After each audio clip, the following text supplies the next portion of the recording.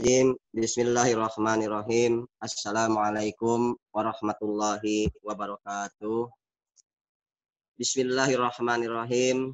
Alhamdulillahirabbil alamin wassalatu wassalamu ala asyrofil anbiya'i wal mursalin wa ala alihi wa ashabi ajmain amma ba'd. Asyhadu an la ilaha illallah wa asyhadu anna Muhammadan abduhu wa rasuluhu nabiyya ba'dah. Allahumma shalli ala sayyidina Muhammad wa ala ali sayyidina Muhammad. Hasbiyallahu wa hasbunallahu wa ni'mal wakil, ni'mal maula wa ni'man nasir, la haula wa la quwata illa billahil aliyyil azim. Rabbi shrah li sadri wa yassir li amri wa hlul 'uqdatam min lisani yafqahul qawli. Allahumma akrimni bi nuril fahmi wa akhrijni min dhulumatil wahmi wabtahi abwaaba rahmatika wansur alayya hikmataka ya arhamar rahimin. Allahumma bika asbahna wa bika amsayna wa bika nahya wa bika namutu alaihin nusyur. Shadaqallahul azim. Pertama-tama yang sangat saya hormati, yang sangat muliakan seluruh mamang-mamang yang hadir di sini. Mudah-mudahan Allah Subhanahu wa taala senantiasa memberikan kesehatan kepada kita semua dan juga keberkahannya kepada kita semua dan juga senantiasa memberikan maghfirahnya kepada kita semua. Pertama-tama marilah kita panjatkan puji serta syukur kita kepada Allah Subhanahu wa taala. Alhamdulillah di hari yang ke-9 ini atau sampai puasa Ramadan di 10 awal ini, Allah senantiasa masih memberikan kepada kita berbagai macam nikmat, terutama nikmat iman, nikmat Islam, serta nikmat sehat jasmani dan rohani kita, sehingga kita masih bisa melaksanakan salah satu kewajiban kita, yakni melaksanakan puasa bulan suci Ramadan yang termasuk salah satu daripada rukun Islam. Mudah-mudahan puasa yang kita laksanakan ini diterima oleh Allah Subhanahu wa taala dan diampuni segala kekurangan-kekurangannya. Di samping itu juga mudah-mudahan di suasana yang dikatakanlah sebagai bala yaitu COVID-19 ini, Allah Subhanahu wa taala selalu memberikan keselamatan kepada kita semua dan Allah segera mengangkatkan bala yang sedang kita derita ini. Salawat serta salam semoga tetap curah kepada baginda kita, keharibaan kita, junjungan kita, Nabi kita, Nabi Muhammad Sallallahu Alaihi Wasallam, kepada keluarganya, para sahabatnya, dan kita selaku umatnya yang senantiasa taat dan patuh untuk menjalankan syariatnya. Memang yang saya hormati, dalam kitab Safinatun Najah, di situ sudah cukup jelas yang kita bahas yang pertama kali tentang masalah rukun Islam. Sebagaimana kita ketahui bahwa rukun Islam itu terdiri dari 5 perkara. Pertama yaitu membaca 2 kalimat syahadat, yang kedua melaksanakan sholat, dan yang ketiga melaksanakan zakat, yang keempat melaksanakan puasa, yakni puasa bulan suci Ramadan, dan yang kelima melaksanakan ibadah haji. Itu sebagai dasar pokok yang harus kita pegang, harus kita laksanakan selaku umat Islam. Memang yang dirahmati oleh Allah Subhanahu wa taala, dalam rukun Islam yang pertama yaitu membaca 2 kalimat syahadat, yaitu yang berbunyi asyhadu an la ilaha illallah wa asyhadu anna Muhammadar Rasulullah, yang artinya mungkin memang sudah paham semua, kita sudah mempelajarinya. Selain itu juga 2 kalimat syahadat ini kita selaku umat Islam selalu mengucapkannya dalam sehari semalam itu minimal 5 kali, yaitu ketika melaksanakan sholat wajib. Yang mana sholat wajib merupakan sholat yang harus kita lakukan dalam situasi apapun kondisi kita. Yang mungkin memang sudah tahu, sholat itu yang paling utama dikerjakan dengan berdiri. Jika tidak berdiri bisa dengan duduk, jika tidak bisa duduk dengan berbaring, tidak bisa berbaring juga dengan isyarat dan lain sebagainya. Saya yakin memang sudah hafal semua dan sudah paham semua. Kemudian yang kedua, syahadat ini diucapkan ketika kita mau melaksanakan suatu ikatan, terutama ikatan di sini ikatan pernikahan. Setiap kita melaksanakan akad nikah, pasti amil membimbing para calon mempelai keduanya, pengantin pria maupun wanitanya, itu diawali dengan membaca 2 kalimat syahadat. Dan ada pun yang ketiga, syahadat ini harus diucapkan oleh orang yang di luar agama Islam, yakni non-muslim, atau katakanlah kita menyebut dengan orang kafir. Orang yang non-muslim atau orang kafir apabila dia mau masuk dalam agama Islam, maka dia harus mengucapkan 2 kalimat syahadat, yaitu asyhadu an la ilaha illallah wa asyhadu anna muhammadar rasulullah. Itulah 3 pokok utama yang dilaksanakan oleh umat manusia. Pertama, harus diucapkan oleh orang-orang yang akan memeluk agama Islam. Yang kedua, diucapkan oleh kita sendiri yang sudah beragama Islam. Itulah rukun Islam yang pertama. Adapun rukun Islam yang kedua yaitu melaksanakan sholat. Sholat adalah merupakan kewajiban yang disampaikan oleh Allah Subhanahu wa taala langsung kepada baginda kita Rasulullah Shallallahu alaihi wasallam. Yang mana kita semua sudah mengetahui bahwa sholat ini merupakan hasil daripada perjalanan baginda kita ketika melaksanakan Isra dan Mi'raj. Yang tadinya 50 waktu menjadi 50 waktu sebagaimana dijelaskan dalam kitab Dardhir yang kita kaji. Berbicara masalah sholat, Allah Subhanahu wa taala sudah menjelaskannya dalam surat Al-Baqarah ayat 43. A'udzubillahi minasyaitonirrajim. Bismillahirrahmanirrahim. Wa aqimus shalah wa atuz zakah warka'u ma'ar raki'in. Yang artinya wa aqimus shalah, wa dan aqimus shalah, dirikanlah, kerjakanlah salat. Kemudian wa atuz zakah, dan laksanakanlah zakat. Warka'u ma'ar raki'in, dan rukulah bersama orang-orang yang ruku. Dari penjelasan surat Al-Baqarah ayat 43 tadi itu bisa diambil paling sedikit 2 kesimpulan tentang masalah pengerjaan sholat. Dari kalimat waqimus sholah, dirikanlah atau laksanakanlah sholat, ini menunjukkan suatu perintah Allah Subhanahu wa taala kepada orang yang beriman agar melaksanakan sholat. Di sini tidak dijelaskan apakah sholatnya itu secara berjamaah atau secara menyendiri. Kalau dilihat daripada kalimat aqimus sholah, laksanakanlah, kerjakanlah sholat. Berarti secara hukum atau secara ketentuan ini sholat bisa dibagi menjadi 2. Pertama yaitu dilaksanakan dengan sendiri, yang kedua dilaksanakan dengan berjamaah. Tetapi di ayat berikutnya setelah kalimat zakah itu warka'u marrokiin, dan rukulah bersama orang-orang yang ruku. Artinya sholat ini pun juga bisa dilaksanakan secara berjamaah. Di dalam surat Al-Baqarah 43 ini ada 2. Pertama, sholat itu bisa dilaksanakan sendiri, dan yang kedua bisa dilaksanakan dengan secara berjamaah, yaitu pada kalimat warka'u ma'ar raki'in. Nah, di antara kedua pelaksanaan sholat tersebut, manakah yang paling utama kita laksanakan? Tentu di situ melaksanakannya itu dengan cara berjamaah.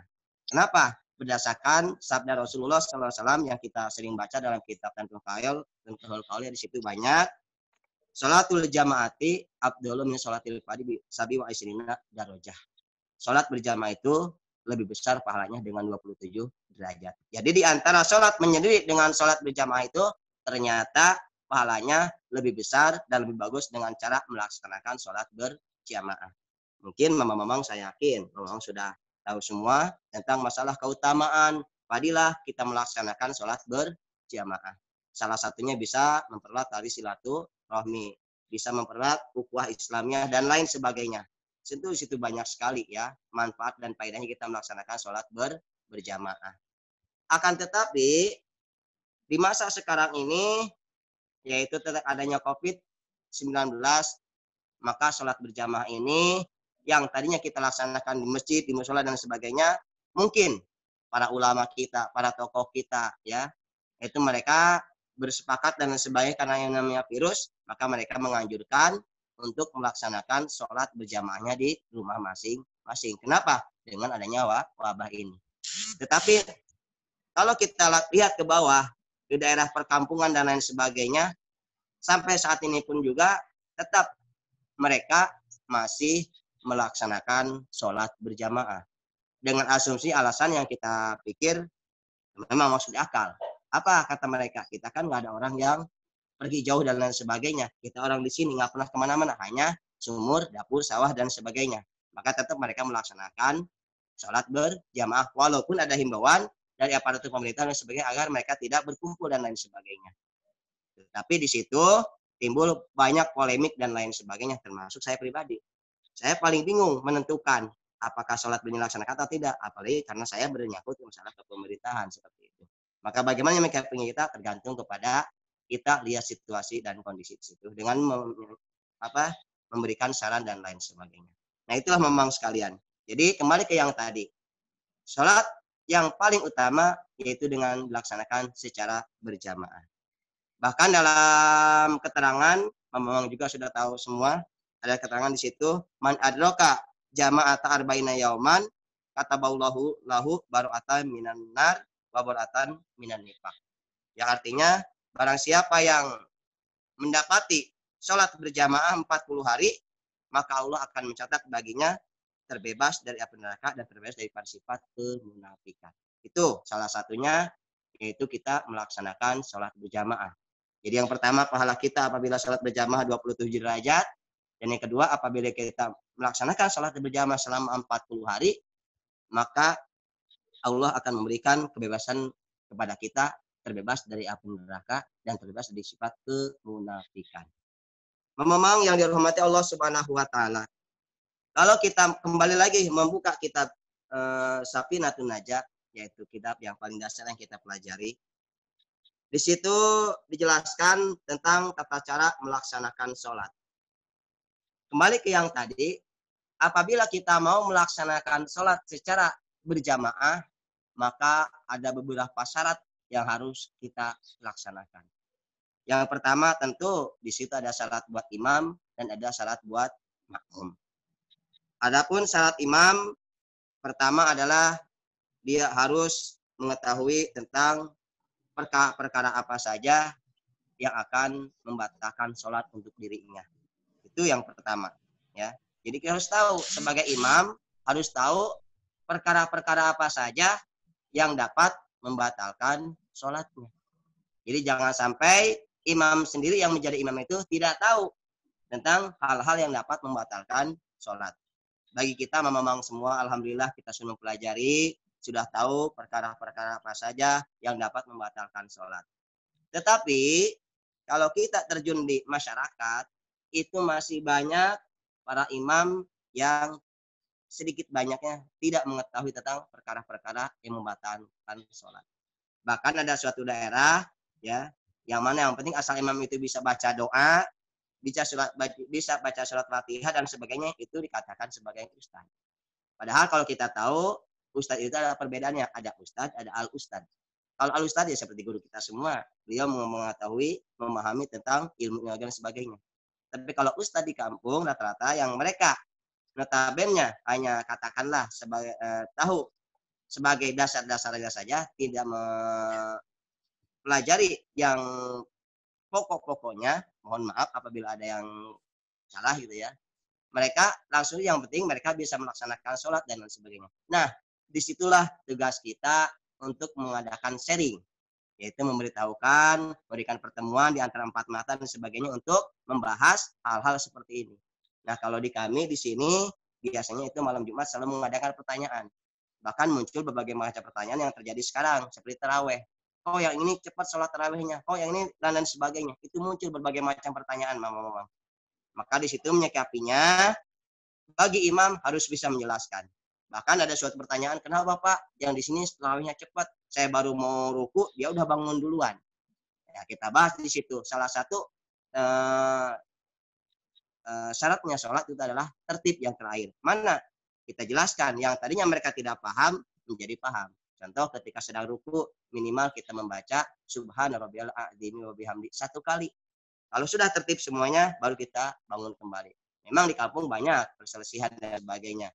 Bahkan namanya di kampung, namanya orang, yang penting siapa yang paling cepat sholatnya, dia itu mencari dan sebagainya. Itu yang terjadi di perkampungan. Ya, mungkin memang juga tidak jauh berbeda seperti itu. Memang yang saya hormati, kembali ke yang tadi, kembali ke yang syarat yang kedua, yaitu dia harus berada di depan di antara para makmumnya. Jadi posisi imam itu harus berada di depan. Yang minimal kalau dalam waktu kita mengaji yaitu batasnya tumit, di belakang tumit imam, maka itu sudah sah menjadi sholat berjamaah. Yang penting imam dan makmum tidak satu baris seperti itu. Kemudian yang ketiganya imam harus juga ada niat untuk menjadi imam. Kalau kita biasanya ketika takbiratul ihram. Contoh ketika sholat subuh tadi, usolli pada subhi rakaataini mustaqbil kiblati adaan imaman lillahi ta'ala. Nah, mengucapkan usolanya itu termasuk sunnah, tetapi yang wajibnya adalah ketika di hati. Kenapa?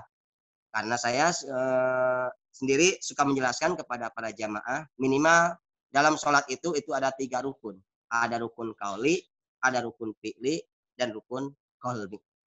Nah, rukun kauli ada tugasnya mengucapkan bacaan-bacaan sholat. Apabila ada di luar bacaan sholat, yaitu di luar bahasa Arab, maka sholatnya menjadi batal. Itu rukun kauli, tugasnya mulut. Adapun yang kedua yaitu rukun qalbi, yaitu hati. Dan yang ketiga adalah rukun fi'li, yaitu gerakan-gerakannya. Nah, ketiga rukun itu harus hadir minimal pada 4 perkara. Mana? Pertama ketika takbiratul ihram. Ketika takbiratul ihram, saya selalu menjelaskan kepada para jamaah yang mengaji di pengajian saya, minimal dikatakan sholat itu sah apabila terpenuhi 4 yang paling utama. Pertama ketika takbiratul ihram. Kebanyakan kalau kita perhatikan, memang coba perhatikan. Ada yang takbirnya Allahu Akbar, udah selesai. Ada yang panjang juga Allah, itu imam biasanya, takbir yang pertama. Kenapa? Mungkin bagi kita sudah memahaminya. Tapi bagi orang awam masih banyak yang belum memahaminya. Ketika saya tanya, coba kita praktek sekarang. Takbir yang panjang dengan takbir yang pendek, apakah pas? Sedangkan kalau rukun kolbi, yaitu tugasnya hati, itu dengan bahasa masing-masing. Mau pakai bahasa Arab silahkan. Mau pakai bahasa Betawi silahkan. Sunda silahkan. Bahasa Padang silahkan. Itu tugasnya hati. Tapi kalau mulut harus tetap mengucapkan bahasa Arab siapapun juga. Gitu. Makanya ketika takbir Allah itu harus dipanjangkan. Kenapa? Itu tugasnya kolbi. Tugasnya hati. Apa kata hati ketika takbir yang pertama? Di situ. Ketika tangan ke atas pilih. Mulut mengucapkan Allah. Hati harus mengucapkan saya niat salat subuh 2 rakaat wajib karena Allah Ta'ala. Maka sah salat takbir yang pertama. Rukun yang pertama dikatakan ikhlas. Dikatakan khusyuk. Yaitu antara mulut, gerakan dengan hati harus menyatu, maaf bukan menyatu.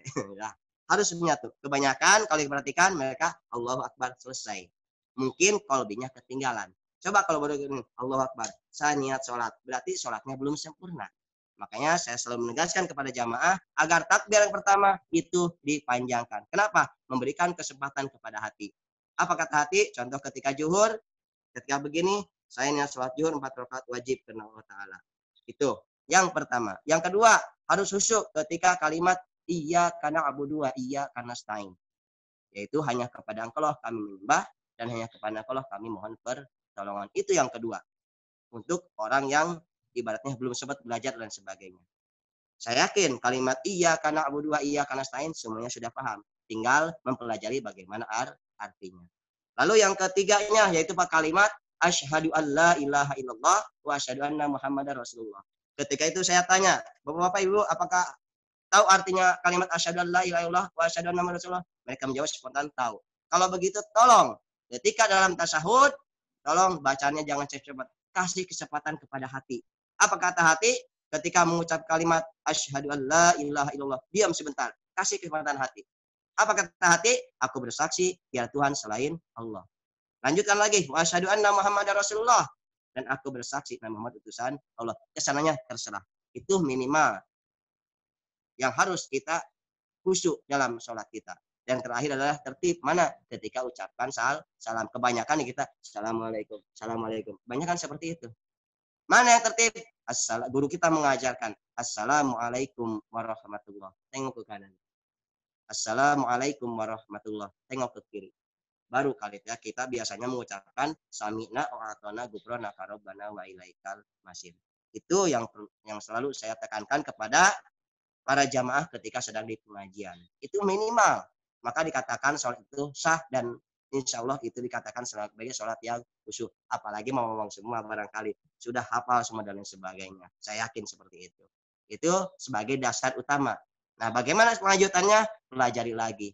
Nah, ketika ruku cepat kenapa? Satu kali saya jelaskan juga. Biasanya ketika tarawih saya suka menjelaskan bahwa ibu-ibu Ketika ruku kita memakai 1 kali, tapi tolong yang tertib di hatinya. Kenapa? Subhana rabbiyal a'zim wa bihamdi. Langsung. Ketika sujud pun juga sama, subhana rabbiyal a'la wa bihamdi. Langsung. Enggak apa-apa, enggak membatalkan. Yang penting kita tertib. Itu memenuhi rukunnya. Memang yang saya hormati, itulah perkara-perkara yang harus kita ketahui ketika kita melaksanakan sholat berjamaah.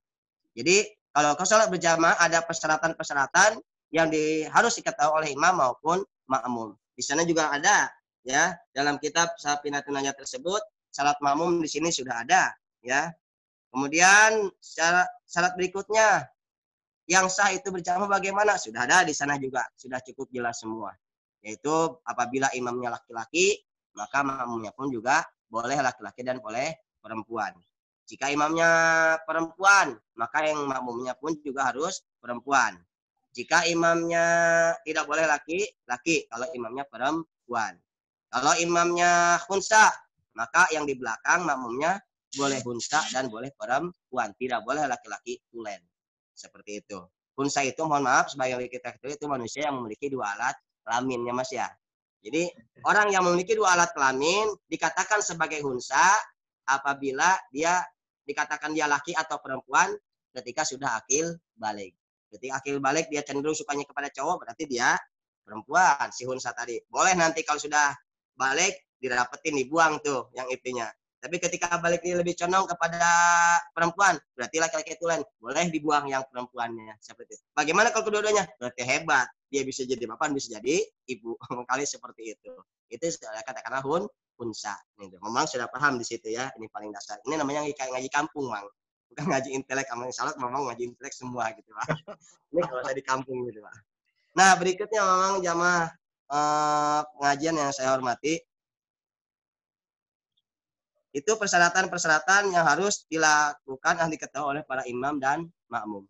Itu kalau kita melaksanakan sholat berjamaah.